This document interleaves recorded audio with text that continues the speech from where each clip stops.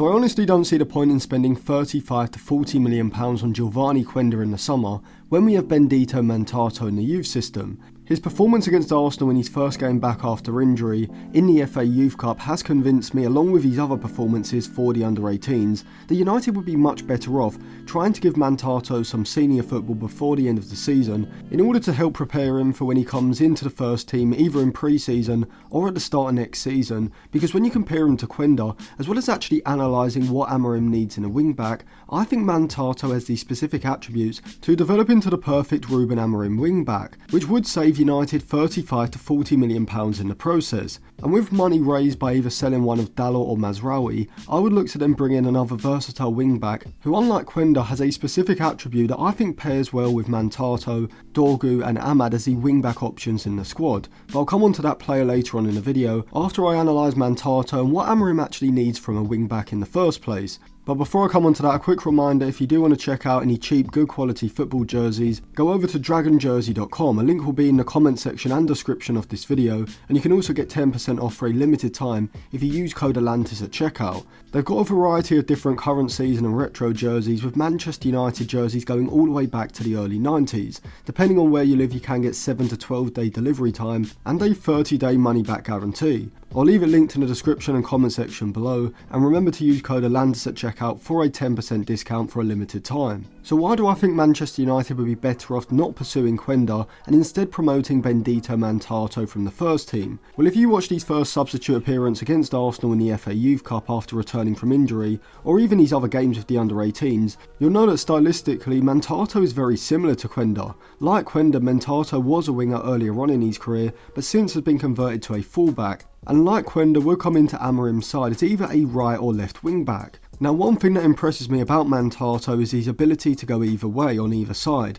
either cutting inside onto his left foot from the right and looking to get into a position to either release a reverse pass in behind the back line or a shot with his left foot, or going down the outside and using his acceleration to get into a crossing position, wherefrom he's pretty good with his weaker right foot, and he can also do this from the left side as well. Especially with Ahmad injured and Dorgu the only left-footed wing-back option, surely Mantato has to get some game time, because from a stylistic point of view, he fits the bill of being a winger-wing-back hybrid that Amorim needs in those wing-back positions, and his ability to drive at fullbacks and commit them, as well as being quite a clinical shooter around the box as well, is the sort of energy and quality that United need. But we mustn't forget that like Quenda, Mantato really is a natural winger playing at wing-back, and so there will have to be a period of transition, particularly in the Premier League. But if you look at Mantato's best attributes, it lines up with what United need in a wing-back, and that's why with the right defensive and tactical training, I think Mantato is a very good option for Amorim's Manchester United going into next season, because whilst Mantato only turned 17 in January, Quenda isn't 18 until April, and so it's not like Quenda's a vastly more experienced or proven player than Mantato. It just happens that he plays for Sporting Lisbon, where young players tend to get earlier opportunities, and Mantato's at Manchester United in the Premier League. But now we move on to the art of converting wingers into wing-backs in a back-3 system, shifting to a back-5 out of possession. So this transformation hinges on 3 key questions. What must the winger learn defensively? How do their offensive responsibilities change? And what attributes are essential for success? So wingers transitioning into wing-backs must obviously master defensive discipline and positioning. Unlike their previous role where defensive duties were minimal, wing-backs are integral to the defensive structure. They must learn positioning, timing and spatial awareness in order to maintain shape and neutralise threats. Victor Moses' conversion under Antonio Conte at Chelsea is a prime example. Moses was a natural winger, but he excelled at wing-back by learning to tuck inside defensively, track runners on his outside, and press intelligently. His ability to balance defensive duties with attacking contributions was key to Chelsea's success. And you could argue that what actually aided his development was that prior to his transition, he was actually a natural winger, and not an inside forward who specialised in cutting inside and moving into central positions. Moses was an average level Premier League winger, whose game was primarily focused about wanting to receive possession on the outside of the fullback and looking to get into crossing positions via dribbles and 1-2s. But at that time, because the tactical meta was moving more towards a 4-2-3-1, the use of what you could define as inverted wingers, who shifted infield between the lines rather than holding positions on the outside of the opposition's defensive shape, meant that Moses didn't really have a natural role in a 4-2-3-1, and this turned out to be a benefit, as when you look back throughout his career, He was at his best when he was playing as a right wing back in Conte's 3-4-3, which I think could be the same for Mantato, as well as he has shown he can be a threat when cutting inside onto his left foot, or breaking in behind into goal scoring positions. I'm not sure he has a consistent output in the final third, or the ability to drift infield in between the lines and create that he would need if he was playing in a 4-2-3-1 or a 4-3-3 as a wide player, which obviously is somewhat down to his age, but I do think that wing back role does suit him best, as solely from an offensive point of view, at wing back Mantato can hold a wide position where he's best suited. He doesn't have to drift infield and be a playmaker, and his game can be simplified down to carrying the ball into open space, isolating his fullback in 1v1s and beating him, and looking to get into crossing positions, which I think would benefit his development compared with having to play in the front three, where he'd have the responsibility of scoring from half chances that he receives, or being one of the main creative threats in the attack. So Dwight McNeil would still be the wingback I look to sign, but I also think Bendito Mantato should be promoted to the first team squad for next season, as this would give Amorim a fantastic variety of wingbacks with a balance of different skill sets in the squad. See, Ahmad and Mantato can both play from the right as left-footed wingers, who can sit wide, isolate a fullback in a 1v1 before cutting inside or going down the outside, whilst Dorgu and either Amas or Diego Leon from the left can provide a more conservative fullback option at left wing back. Greater defensive ability with their attacking contributions coming more through their powerful overlapping runs, looking to get into crossing positions close to the byline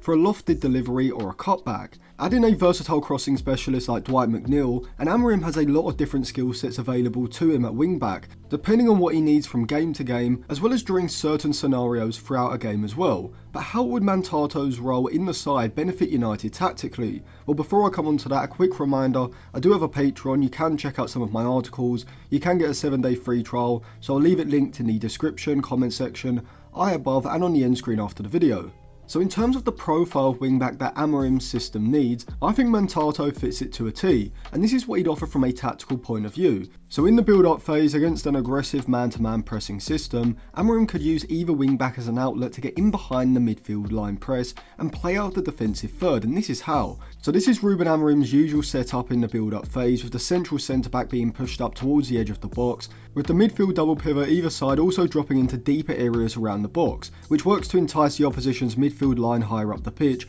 as they look to reduce the vertical distance between the front line and midfield line press. Now against a man-to-man pressing setup, because every player in the opposition's press is going to be designated with a player to press from United, the edge of the box is going to be congested, with the central centre-back and the two central midfielders either side likely having men pushed up onto them in close proximity, but the wing-backs are the key to this pattern of play, as well as the opposition's wide midfielders are designated to apply pressure to the wing-backs when they receive the ball in deeper areas on the flanks, because they also need to remain narrow when the ball is on the other side and retain a high position when the ball comes over to their side. This sets up the perfect opportunity for the wingbacks to become the free men by moving off the back of the wide midfielders, which can be seen here, as the opposition's front two have been enticed into the press as United circulate the ball across the back three inside of the box, but as the ball comes out to the right side, whilst the opposition's left side midfielder is going to be shuttling across horizontally to cover the space wide of the system, as United's right-sided centre-back is receiving possession,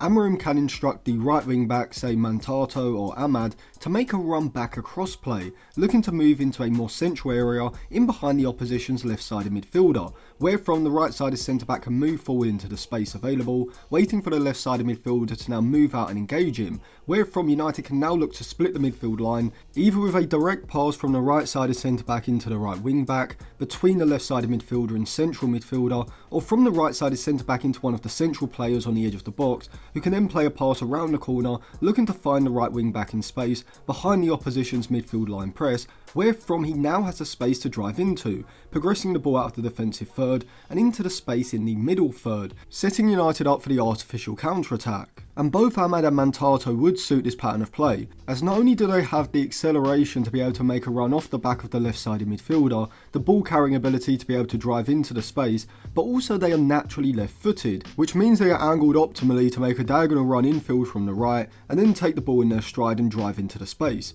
In the midfield line, however, the space between the opposition's midfield and defensive lines is not going to be there, and so instead of looking to release a wing-back between the lines in a central position, United can instead look to give them the ball on the outside of the defensive shape, looking to isolate them in a 1v1. which wing-backs in the style of Ahmad or Mantato would both be perfect for, and it's really quite simple to do. When looking to progress the ball down one side of the middle third, the opposition's midfield line is naturally going to look to condense and sit very narrow in order to close off the space centrally, with the wide midfielder on the far side shifting over to a more central position, which means that if United can work the ball into someone with the ability to use a direct long pass from one side of the pitch to the other, they can switch play quickly, look to get the ball into Mantato at right wing back, where from, because the opposition's left-sided midfielder has had to shift centrally, they now have a 1v1 opportunity set up with the opposition's left back against Mantato United's right wing back. So what do you think of Mantato? Does he deserve to get some minutes for Manchester United's first team, and should he be in the first team squad next season?